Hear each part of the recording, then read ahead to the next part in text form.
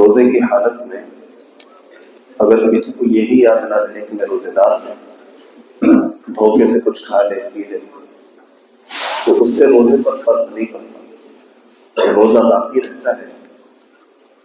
البتہ اگر جان بوجھ کر کے کھایا تو روزہ ٹوٹ بھی جائے گا اور قضا کے ساتھ کفارہ بھی لازم ہوگا۔ قضا یعنی رمضان کے بعد اس ایک روزے کو ادا کرنا ہوگا، اور کفارہ انشاءاللہ بھی بتائیں گے۔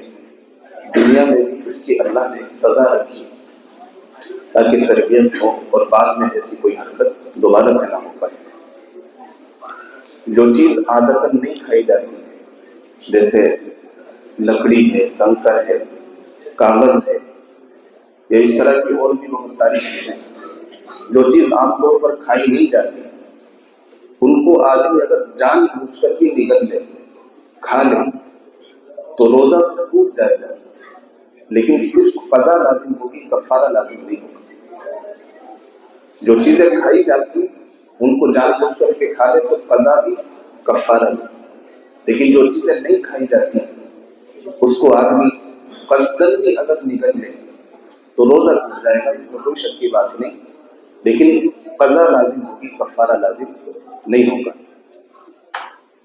روزے کی حالت میں جان بوجھ کر کے یہ یاد اچھی طرح سے کہ میں روزے دار ہوں، جان بوجھ کر کے جمع کرنے سے یعنی بیوی سے ہم بستری کرنے سے، صحبت کرنے سے روزہ ٹوٹ بھی جائے گا اور قضا بھی لازم ہوگی، کفارہ بھی لازم ہوگا۔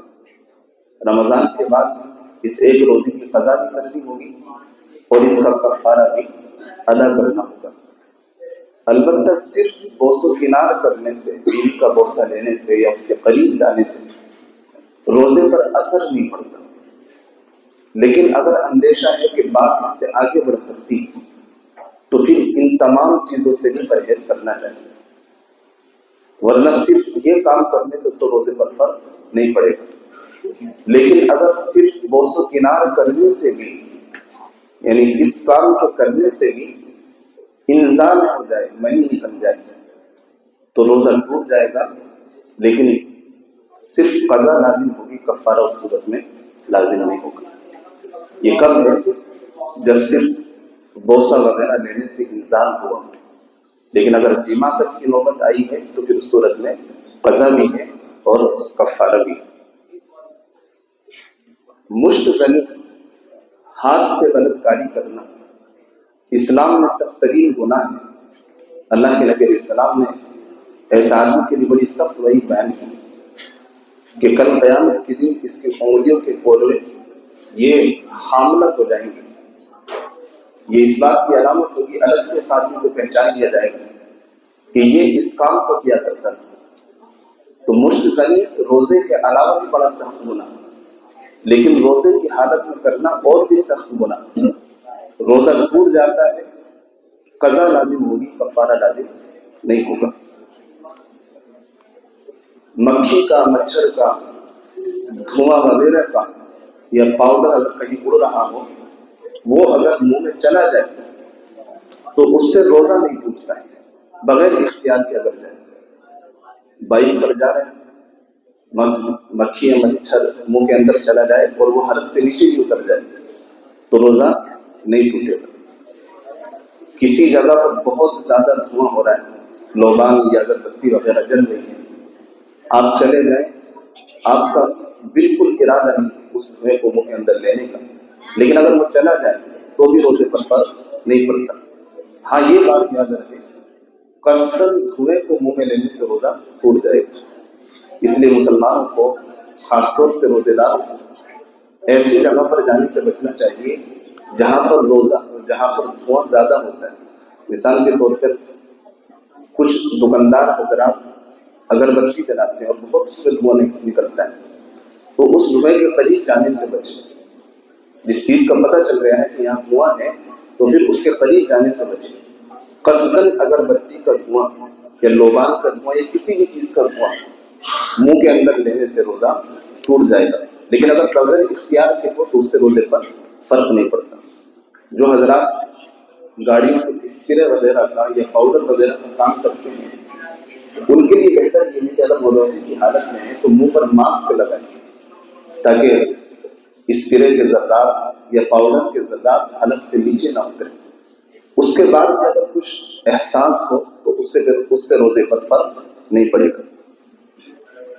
مسواک کرنا روزے کی حالت میں ہو یا روزے کے علاوہ بہر صورت سنت ہے، ہر صورت میں سنت ہے. مسواک روزے کی حالت میں بھی سنت ہے اور روزے کے علاوہ میں بھی سنت ہے.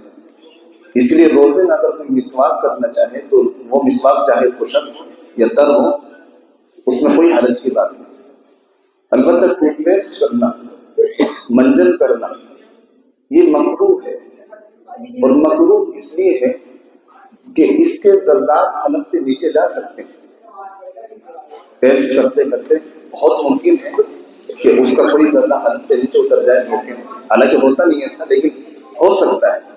اسی لیے علماء نے لکھا ہے کہ روزے کی حالت میں پیسٹ وغیرہ کرنا، منجن وغیرہ کرنا مکروہ ہے.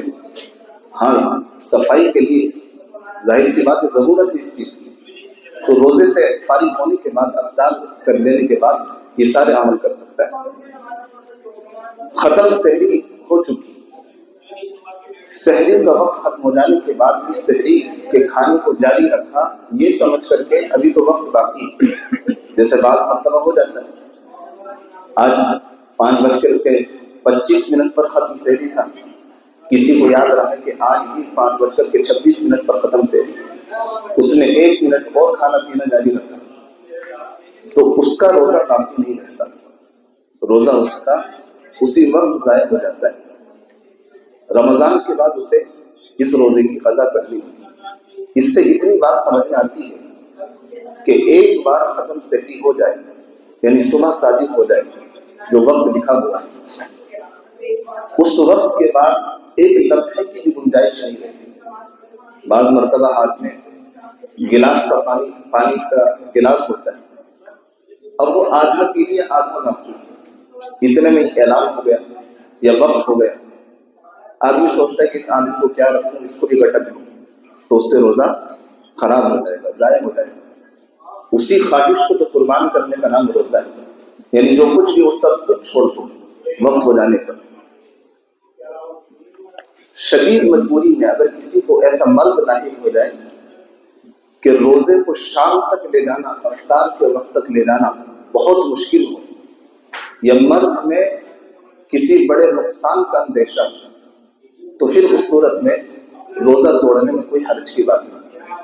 مثال کے طور پر بعض مرتبہ شوگر کے مریضوں کو یہ پریشانی آتی ہے، ان کو شام تک بعض مرتبہ اپنا روزہ لے جانا بہت مشکل ہوتا ہے، انہیں پیاس بہت لگتی ہے.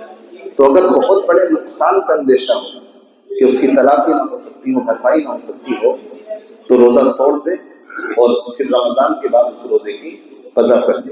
اس صورت میں اس پر گناہ نہیں ہوگا.